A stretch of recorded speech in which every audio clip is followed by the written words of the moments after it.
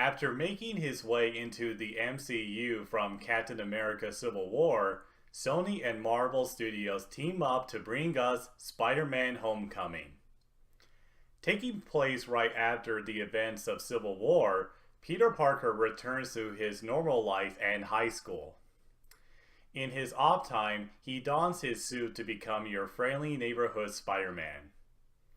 He is really eager to do bigger things like becoming an Avenger, but he gets no word of it from Tony Stark, or even Happy for that matter.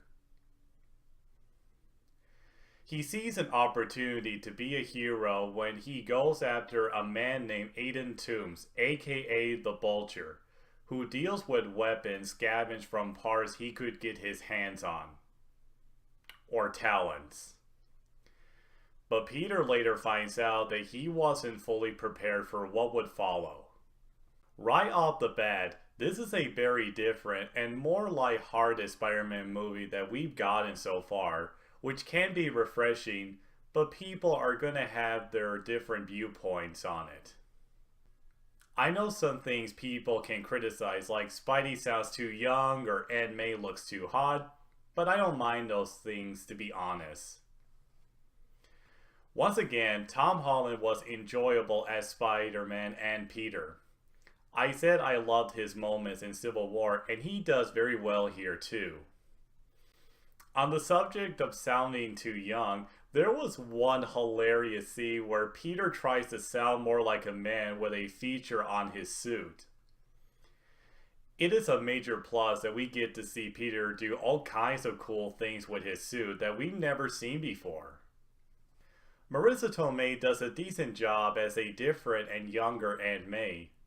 They tried to make her look more auntie with glasses, which works a little, though I still notice she's wearing a tank top, but she does pretty well. In one moment, her reaction to something in particular got a huge laugh. Robert Downey Jr. was, as always, entertaining as Tony Stark. His scenes you saw in the trailers are pretty much all the screen time he has.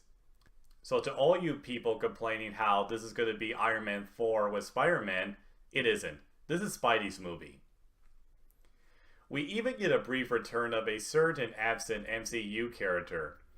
I didn't think this character would come back, but it was a pleasant surprise to say the least. Some of Peter's fellow students and friends were pretty good. Ned was a different character compared to both Harrys, but he was supportive and funny. Even though Zendaya's been getting a lot of flack for being cast in this movie, I have to admit, I really enjoyed her character, Michelle, immensely. She has a great deadpan sense of humor, and she didn't overstay her welcome.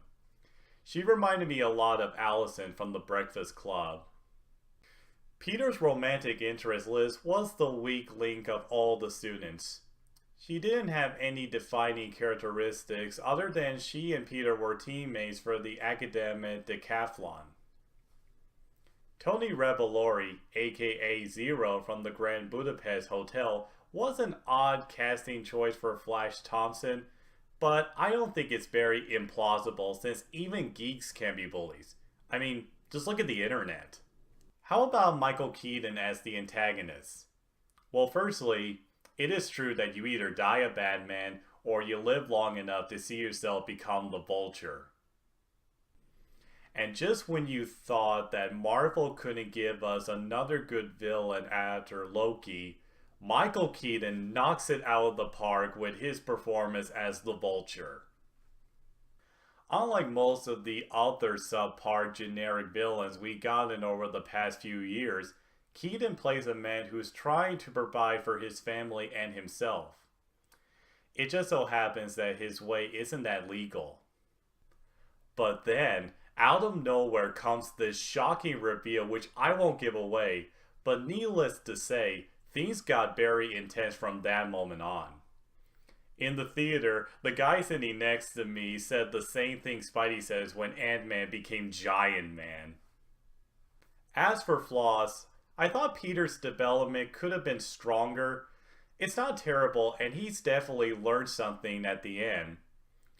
I just wish they could have expanded upon the theme of responsibility and have a better balance of Peter screwing up and doing exceptional heroic stuff, but more of the latter.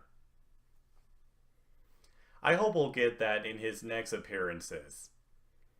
And the second trailer revealed a bit too much, and you can pretty much tell where this is gonna go, but I was invested in the third act thanks to that shocking turn it takes.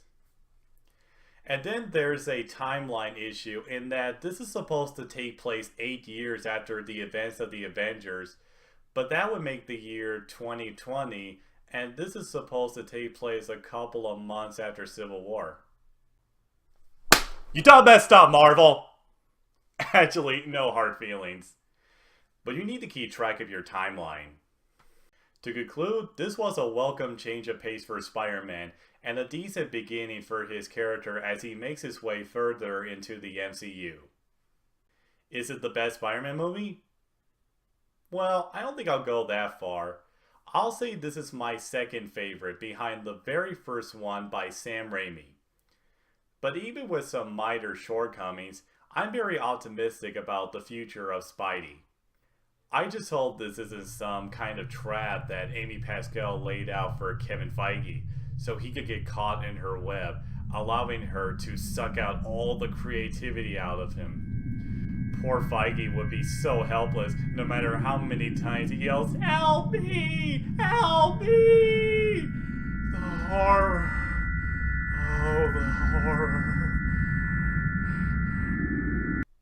I'm sorry, I was having some flashbacks. Anywho, Spider-Man Homecoming gets my strong approval.